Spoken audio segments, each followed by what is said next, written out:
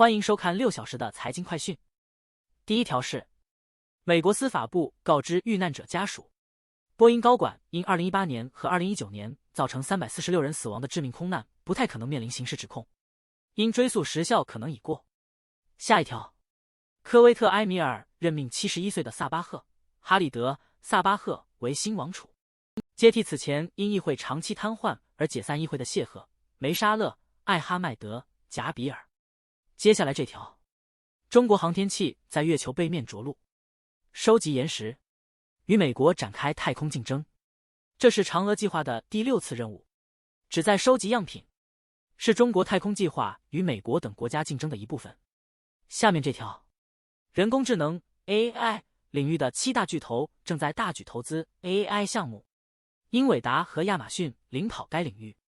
尽管英伟达在 AI 芯片市场占据主导地位，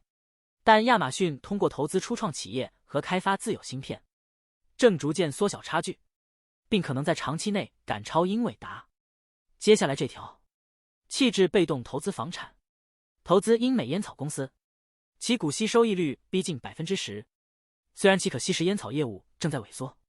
但强劲的现金流和新尼古丁产品的增长潜力使其具备价值吸引力。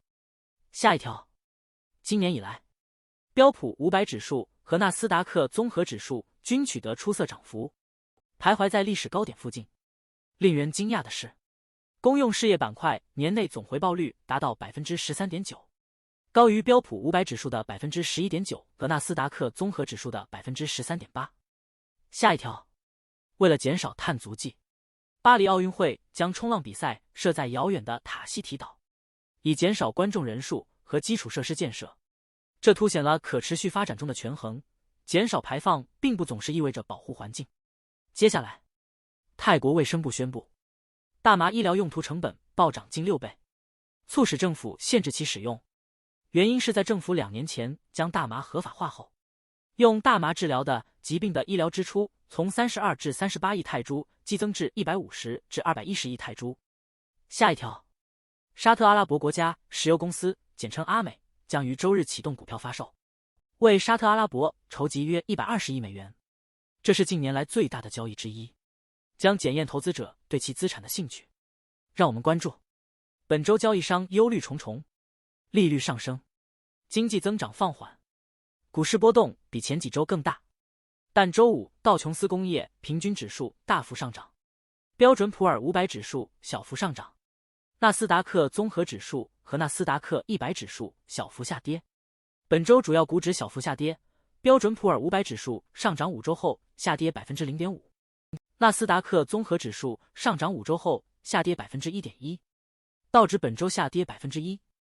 但周五的575点涨幅被前3天的958点跌幅抵消。5月份所有平均值均高于4月份。今年以来，标准普尔500指数上涨 10.6%， 纳斯达克指数上涨 11.5%， 但道指全年仅上涨 2.6%。 接下来这条，印度股市债券和卢比有望在周一攀升，因出口民意调查显示总理纳伦德拉·莫迪所在的政党获得了压倒性胜利。最后一条，世界主要银行将通过新节能测试向商业房地产发放贷款，该测试将评估建筑物的碳排放量以及实现绿色法规所需的升级成本。BNP Paribas 已设定目标，到2030年将商业房地产贷款组合的排放强度降低 41%。 以上是过去6小时的财经快讯，我们6小时后见。